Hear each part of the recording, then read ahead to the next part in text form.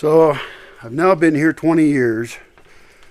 I arrived here, I think 20 years and 2 months ago. And I sometimes feel like I've failed. And I've been pretty depressed for quite a while. I did realize the other day that for the first time in 5 years, I can walk without limping or walk at all. Things were pretty rough there for quite a while. And I realized that's some level of success. And even as I look around and I feel like giving up, I look around and I see an amazing forest and all the advances I've made. Look, there's peaches coming on this tree right here. All the advances I've made and learned so much. You know, I speak Spanish now. I have local contacts, tons, you know. I know what I'm doing. And, you know, it's been a hard path. Really hard one. Look, this is little plums coming out here. We grew these plums from seed. Not quite ready. Maybe this one's... They're very small plums. That one's not quite dark enough. There's a darker one over here. Yeah, that one fell right off. Tiny bit tart, but good. God, that is good. That's no irrigation, no fertilizer, and no care. I'm a mean gardener. Mean farmer. If that's the right way to do it. We're not going to have the resources to baby stuff. And this year has been, in many ways, the toughest. Although I've said that before, and things just keep getting tougher. But so do I. I'm looking down here at my plant propagation area. And I've got a lot of buckets full of plants. And a bunch of them are dead. What's good is they aren't all dead. And my biggest cistern, with my biggest source of water during the long dry season here, has failed. And that's a whole nother topic of water capture, rain capture. That's all I got here. There's no backup system, you know. I suppose I could order trucks of water, but even those have gotten really expensive, and around here people have started to fight over water. It's really bad. So there's no plan B on water. I have to increase my capture, increase all my systems. That's an example of a seed that should not be thrown away, by the way. Everything you do has rippling effects, and not all of them are good. Look at this. This rubber tree here is pretty much dead. It might come back. Down here, yeah, it looks like it might come back down there, but I've lost years of progress on that. Looking at everything in here, I may have lost all those plants. I'm not sure. They're not looking good. I see citrus over here that's completely dead. I see macadamia that's dead. That is dead. All of these experiments here failed with raising agaves from seed. However, in this depressing video, it's not that depressing. I'm used to shit not working. This is a great success. This is taking a garbage bottle, plastic bottle that's nothing, and it had a bunch of seeds in it from the agaves, and this acted like a little greenhouse. Here's another one, just filled with babies. Here's some babies in here. There's only like 4 or 5 in this one. But we found out then that these hold the water better, and they act like a little greenhouse. And so what we're going to do is cut the tops off of them, and then they'll become real garbage, or well, we can still put a plant in them. And we can move those into buckets or into a special garden that we can weed, and we'll grow them till they're bigger, like this big, but not so deep that we can't deal with the root, because we don't want to break that root. These have a tap root. There's so many details. There's so many details on every plant. Every plant's a puzzle. We got a lot of dead puzzles out here. Big surprising puzzle is you should water your plants. This thing didn't die. This is some kind of spiky tree that I only have one of. But look, it's putting out leaves right here. And I've got a little bit of water in a tank over here. The other ones are, I think I filled this one up for a while. It's got barely any though. And then I'm going to try and buy some rubbery paint. I was going to do that like 6 years ago, maybe 8 when that failed. And I was going to get this really cool stuff called Blue Max. But then somebody also said they had heard of something else. Anyway, I never was able to do it. I tried to get some in the city to get delivered from the U.S. at great expense. And it, because I had that thing didn't work for like 3 years. And that was a $6,000 cistern to build. It's inherently flawed because it's made out of stone and rock. And that's bad. But I did it, and it was 110,000 liters, I think. No, it was 90,000 liters. We had to put some concrete in it to fix it, so we did fix it once. But, and it worked for years. And this year it failed totally. It's empty. And I'm going to use it as an opportunity to clean it out. So I'll clean out that cistern. But we're going to walk over here, and I'm going to show you something pretty fucking horrible. It's fine. I'm used to it, but this particular year has been, well, the last 2 years have been really bad for the powder post. No, sorry, for the black. God damn, I'm tired. I'm exhausted, but I don't care. For the black pine beetle. There's pine beetle all over North America. There's like 4 species or something like that. I can't tell them apart, but I don't care. Like I'm sitting around talking to them, and they some pseudo spiritual fuck is gonna say, "Well, you should have talked with those insects." No, fuck you. God, people are so stupid. That's one of my problems I have to get over, and I don't know how to get over it. Like my general misanthropy of people in general. They're just the most colossally dumb people. They're all destroying the entire world, and they think somebody else is doing it. And it isn't somebody else, it's them. It's you. It's me. Not as much me. My impact is net positive. It's very good. But I'm in a very strange situation, and I'm not happy about it, so that's a failure, I suppose. Some people think being happy is actually a good goal. I think it's a terrible fucking goal. I think survival is very important. I can see a dead pine way up there too. That's very worrying. I need to get up there and check that out. I'll check that one out later, because we're going to a worse spot right now that it's real bad. The sun is just now going down. It's very comfortable temperature out, nice for walking. What happened was we saw there was pine beetle plague in here.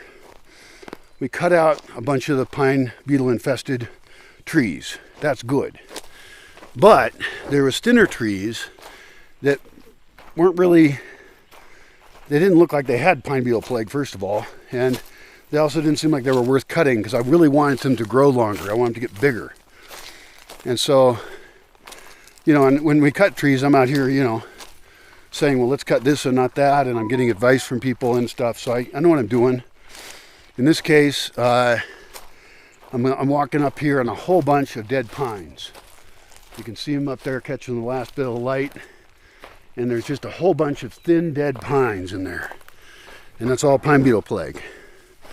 And the reason, my theory is, and my friend thinks the same, the theory of why it's been so bad this last 2 years is because it didn't rain enough. Like it didn't rain in January, February, when we're supposed to get some random storms in there, and you know, like surprise storms, and then it didn't rain at all in June last year, and now we're at June 10th, and we've had one tiny little rain.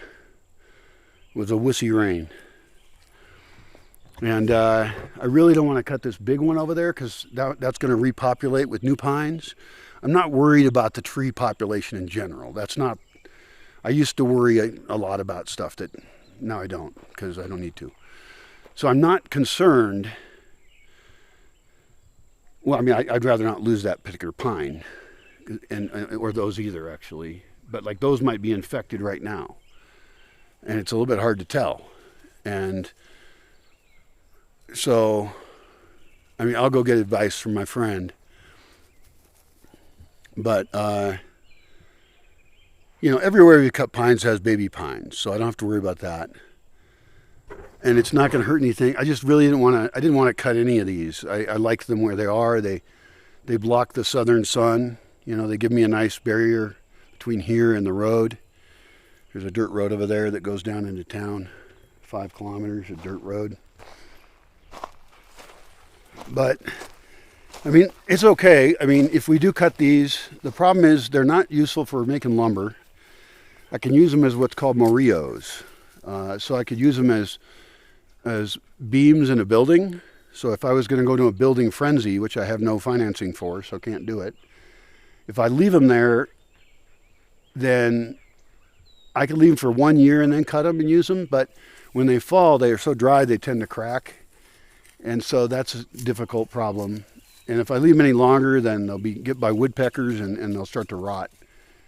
So they have to be used or they're lost and they become firewood, which is like the least exciting use of wood, in my opinion. So, I mean, this is the kind of thing I just hate to see. And I don't care about these particular pines dying, to be honest. I mean, I like them where they are. Those ones over there, it was always part of the plan to get rid of those anyway. This would open up a big view out to these hills over there. I want to run a road in down from a gate over there that way. I mean, I'm kind of, rationalizing it because I don't like to not be the one in charge of making those decisions. But right now, a whole bunch of tiny insects, little black insects, are making those decisions for me. And that's just, I'll roll with it, but I don't like to be in that position. And in general, I mean, I need to invest, tens of thousands of dollars into rain capture because most of my buildings do not have any rain capture at all. And none of them have very good rain capture. And I don't filter the water, so that's no big deal for me. I drink it as it is. I drink unfiltered rainwater for a very long time, and I haven't died. But if there's other people here, they might get sick. And who knows, I could get sick at any time. I mean, just because I've gotten away with it for so long does not mean I'll continue to. See, we did cut some up in there. And I like that spot because there's a hill over there, and that gives a view out this direction. And it's hard to get up there right now. Like there used to be a trail up there, and it grew over. Everything grows over. I need to do bulldozer work. Like there's a whole road over here that's gone. And I just talked to a friend, and this other guy's whole field's over there, all burned. And there was one day where it was smoky and I couldn't tell where it was coming from. Oh, look, there's some great madrone seeds in here. See that? I don't know if you can see those. Those are red. Nice, plump red madrone seeds. It's also called strawberry tree. Those are edible and supposedly good for you. I want to put some in some mezcal and see if the color comes out. And I can make kind of a red tinted mezcal. That would be really cool. Yeah, like this was a road right here. And like there's an oak tree growing right in the middle of it. And there's a madrone growing in the middle of it, another madrone. All those should get dug up. Will either get killed or get dug up and moved. And they don't have to be here. Like, it's tough making arrangements with people who need trees because I don't know some people that are far away. I know people that live next to forests a lot, and so they have a surplus of trees. But there's other places that could use forests. And I have to make arrangements with them and make sure it's all kind of like everybody's happy. But I don't want to dig all these trees up myself and move them over there as a present. I'm just not going to do it. Not going to happen. I mean, we're talking about hundreds and hundreds of hours of labor. And they need to have holes ready where they're going to go right into it when the rains come. So that'd be in July. Early July. We could dig up trees, move them, and the trees would live. That would be cool. But I guess I am still limping. It's so annoying. This is really rocky around here. See, here's some of those berries up there, madrone berries. And we need to do more experiments on reproducing those from seed as well. Because I have more madrones than anybody else I know. And that's, in this particular land, a very cool thing, actually. It's especially cool. But what happened was, because we've cut pines over the years in different spots, the oaks and the madrones and the capulines have had more space to grow, and so they've been just skyrocketing upwards at a tree speed, so not at rocket speed, but if you were to speed it up on a camera, you could see it zooming up. God, it's hard to watch plants die. I guess that's the thing about, if you're going to create life, you're going to create death too. It's not a zero-sum game. And certainly I'm winning genetically on, greater genetic diversity. I'm winning big time on that. But I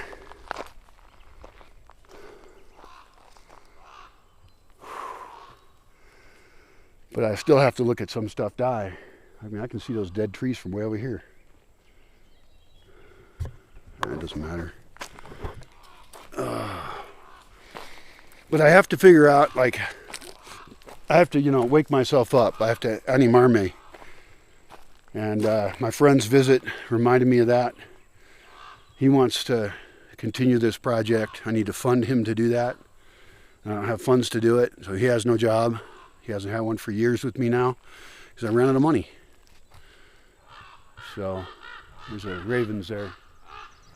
At least the ravens still have big trees to make their nests in, because they always make their nests way up high in the trees. And I think it's getting to be baby season almost.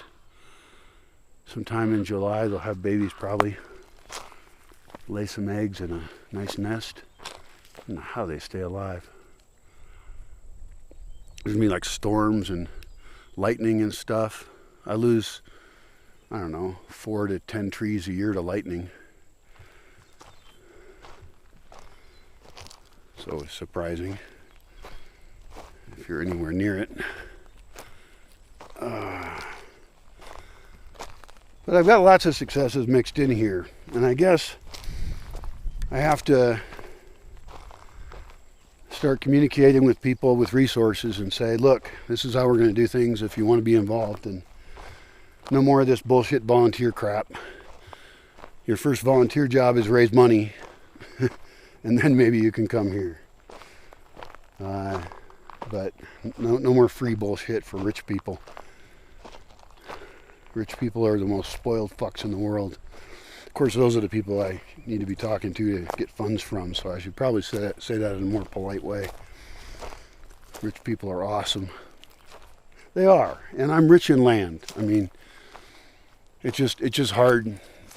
It's just hard to do this, It's an overwhelmingly huge project, and there's so many cool opportunities, and I sit there and write them all up, and I got so many notes, and I've thought so much about, I can build a cool solar chicken brooder, and I have to make a solar sauna because people really want to be clean, but in order to keep them clean, they want to use a lot of water, and there isn't any water to use, and there's even less than there was before, so it even makes it more important that I build a sauna where I can get them even cleaner using way less water, and I can spread that idea. I can design it well enough that I can share that idea with a great many people. I think I've got water in this guy.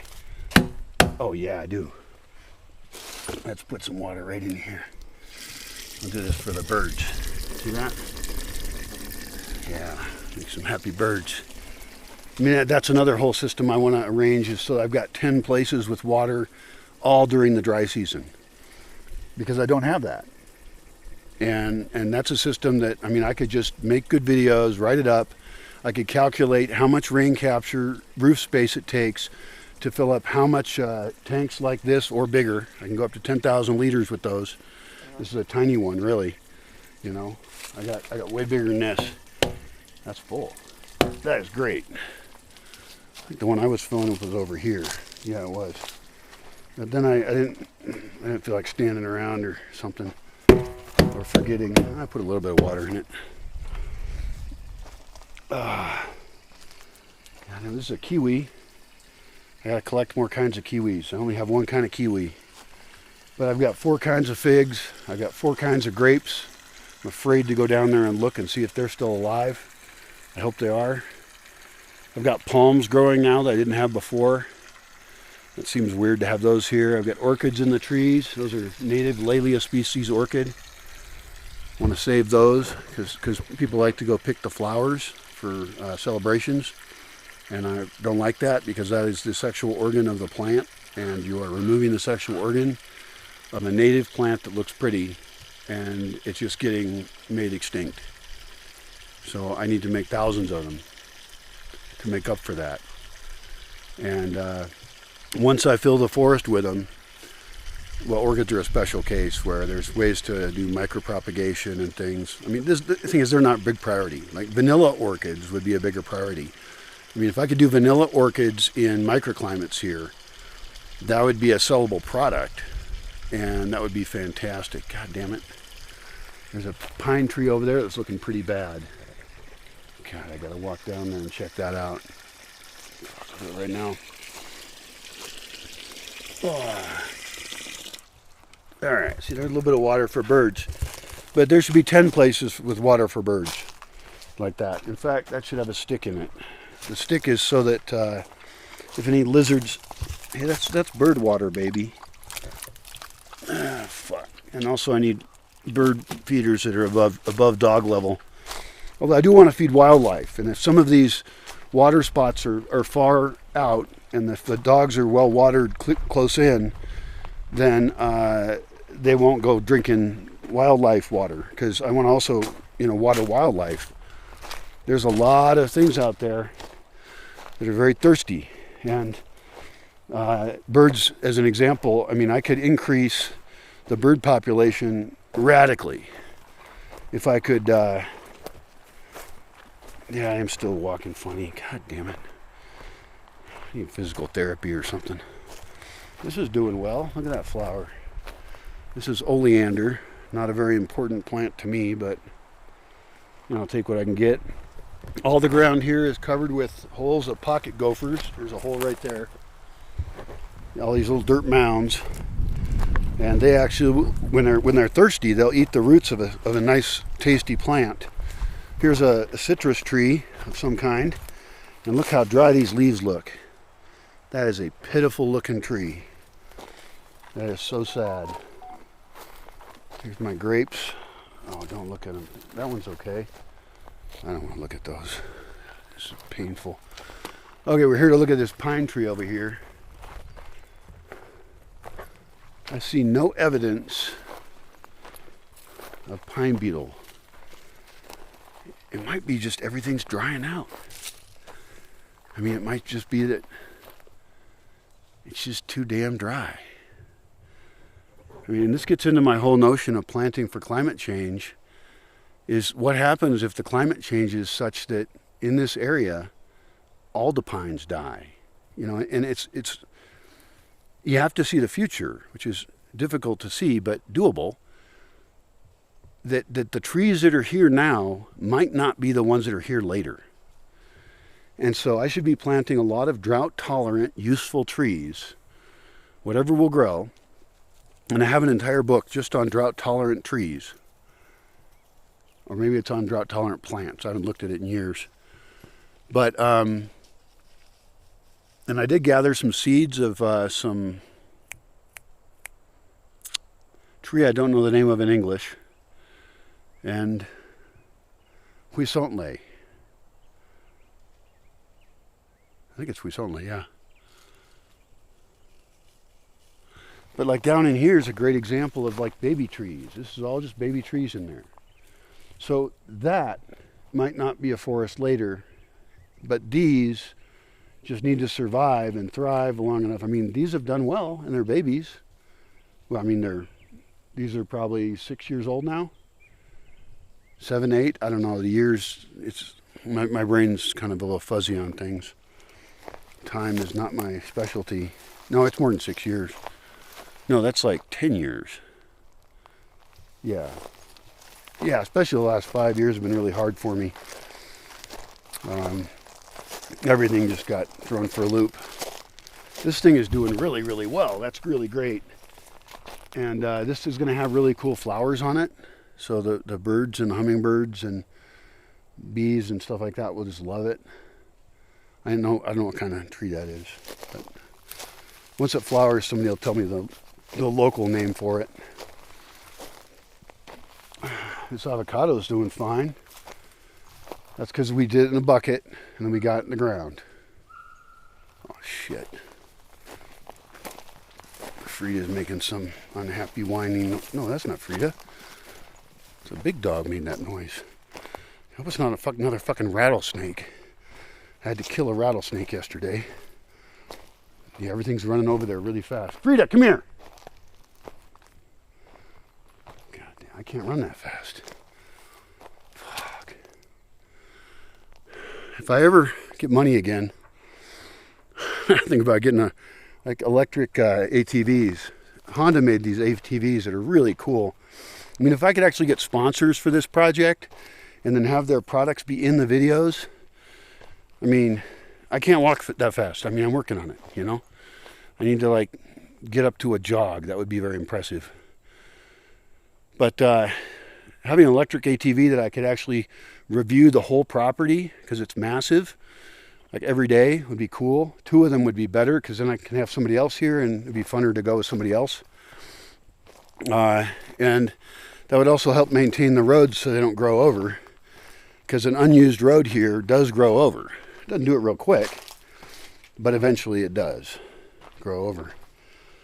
Oh, these are just such a great thing right here. That is fantastic. It's really weird how it worked out. Doesn't really matter. Okay, so we got a little water there. That's cool. Capulines are doing fine. Those are black cherries. That's surprising. I want to graft kind of Bing cherries or something on those. I mean, I've got just lists of all these plant projects I want to do. I mean, I could spend $10,000, $20,000 just on baby trees, but then I also would have to spend on the labor and water to keep those alive and stuff for a while till they can survive on their own. Anything that can't survive on its own after it reaches a certain stage of adolescence, you might say, is not the right tree for here. It has to be able to survive on its own. That's not optional. I got pines growing in the orchard over here. That's kind of dumb. Those could get sculpted, but they're going to compete with root space with the plums and apples and stuff like that. I got the pomegranate over here. Oh, I see a pomegranate flower. Oh, that's good. The citrus isn't dead yet. I don't know. It's painful to look around at this. I got these peppers in here. These are perennial peppers. I hope I don't lose those this year. That's one reason to collect seeds even on perennials, because you could have a year like this, and this year combined with last year, 2 bad years in a row. I mean, that's just going to kill stuff off. This bamboo's even looking wussy. It won't die. There's no danger of dying, but it's suffering greatly. Once the rains come, I want to get it. If I had the labor, if I had the funding, we could get in there and cut about half of that out. We could thin about half of it out, bury those poles in wetter gullies, and make, because this is a very dry spot. I mean, this is a 20-year-old bamboo. I put it in 20 years ago. It was like the first plant I put in. And so if I put those in gullies, and there's, you know, shovel work to be done there, a bunch, like days and days of it, for a team, and of actual workers.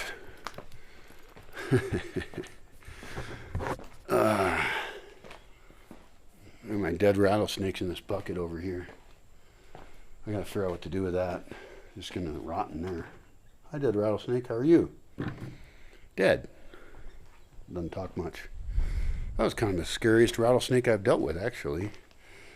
It was like trying to strike at me a lot. It was very upset. Other rattlesnakes have gone quietly into the bucket so I can drive them somewhere else, and that's a much better way to go. Well, thanks for coming with me on this little rambling walk, whatever. I'm going to try and relax and not think about what's dying. And I'm going to try and hope for rain. I mean, look at all these beautiful clouds, right? The sky is filled with beautiful clouds. I just need them to rain now. There goes a woodpecker. Hey, Frida, come here. Don't do anything. Good rule. Don't do anything. Especially not with rattlesnakes. Holy fuck, this piece of glass is going to fall down and break. How did that even happen? God damn. Bye. See you later. Good luck.